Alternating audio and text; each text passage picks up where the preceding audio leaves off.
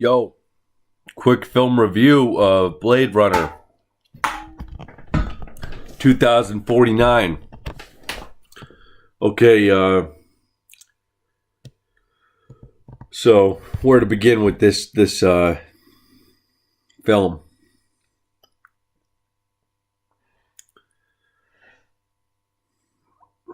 Wow, my brain is totally fried. My brain is totally broken from this film. This film was what you would call stimuli overload, just total stimuli. I'm totally overstimulated right now. I'm totally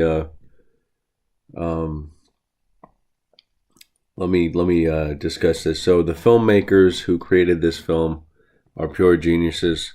Everyone involved, the crew, the cast, the writers, they're all geniuses. Even anti-Trump Michael Green, good job, Michael.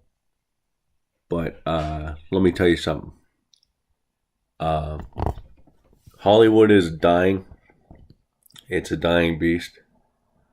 It's becoming fragmented. It's being run by perverts and pedophiles. It's dying. It's completely dying. But this film is really going to represent like the last epoch of Hollywood. You know, it's kind of like a Birth of a Nation type film. It's going to represent the end of it all. And essentially how I would go about reviewing this is actually, once again, comparing it to Kubrick. So Kubrick created the greatest science fiction film of all time, 2001: Space Odyssey. This film, Blade Runner 2049, is better than 2001: A Space Odyssey. Yes, it's that good. It out Kubrick's Kubrick. That would be my hot take. Out Kubrick's Kubrick. It does everything Kubrick did, but it does it better, on a higher level, more sophisticated, incredibly more detailed. It's like comparing a PS1 game to a PS4 game. Visually, it's arresting, it's astounding, it's overstimulating, it's relentless, it never ends. You know, The Matrix has jujitsu fighting. This film has jujitsu fighting. It has the world building of Blade Runner, the original, but more so, way more so. It has the philosophy of the first, but it goes way deeper. It has better performances. It has better cameras. It has more human faces. It has more emotion. It just overkills everything. It has the movie Her is in this movie. So it's just a hybrid of so many great films. It's a hybrid of 2001. It's a hybrid of Spike Jonze' Her. It's a hybrid of what else did I say? It's a hybrid of Blade Runner. So it's got Ridley Scott. It's got The Matrix. So this film has everything. That's the problem. It has elements of every film, every great sci-fi, every great action film. It just overloads you with everything. It's trying to be everything now, like the Arcade Fire song. It's got The Matrix. It's got Her. It's got Blade Runner. It's got I can't even keep this shit in my head. It's got so much elements to this shit. I mean, it's got everything in it. It's got Star Wars. It's got, oh my God, what doesn't it have? It has literally everything. Is there a movie that is not represented in this? I mean, the filmmakers have decided to out Kubrick, and they basically produced a film that's the greatest piece of art that has ever been produced. In terms of pure stimuli factor, it's the most complicated, comprehensive film that's ever been created and crafted. It's the funny thing is the plot is so, I mean, the punchline, the end of the film is so simple and stupid.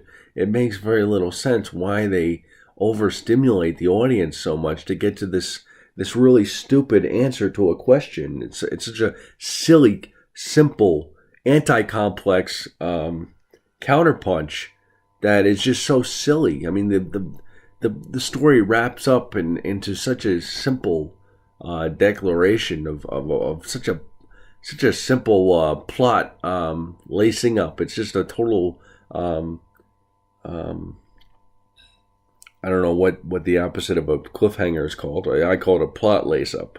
It's just a simple plot lace up. That's what I would call it. So that's what I wanted to say here. And there's one other comment I wanted to make quickly. Oh yeah, we have to talk about this.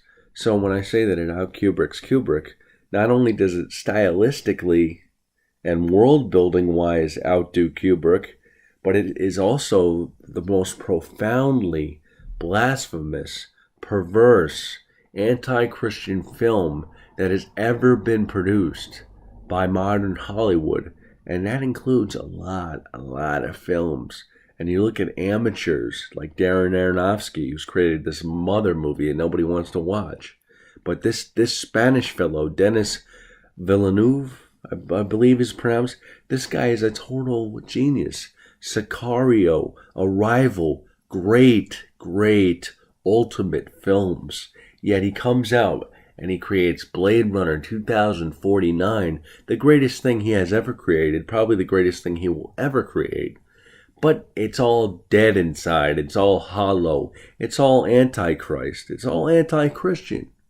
The whole message of the film is profoundly antichrist because it presumes that mankind can create life, and that life is meaningless because mankind can create it. And not only can mankind make life and create life, but the life that mankind creates can create life.